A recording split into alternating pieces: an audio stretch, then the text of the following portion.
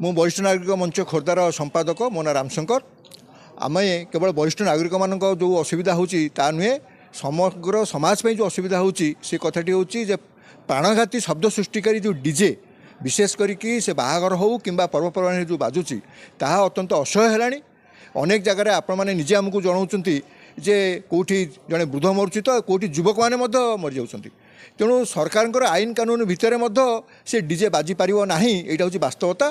तेणु आम से कथा को रखिकी आज आम आसीचु खोर्धा जिलापाल को भेटू एवं आ सहित खोर्धा आरक्षी अधिकारी को भेटू और जी परमिशन दौरान उपजिलापाल भेटू और आपण को बहुत बहुत धन्यवाद जो आपण मैंने आमको जन सारे जे बर्तमान Bhubaneswar commissioner police Bhubaneswar DJ निषिद्ध कर कटक निषिद्ध हो सारा जटणी गणेश पूजार निषिद्ध हो सारा। तेणु आम आशा करूँ खोर्धा जिला प्रशासन एवं खोर्धा पुलिस आरक्षी अधीक्षक महोदय आमर ये दाबी के विचार करी खोर्धा सहर में डीजे को निषिद्ध करेंगे।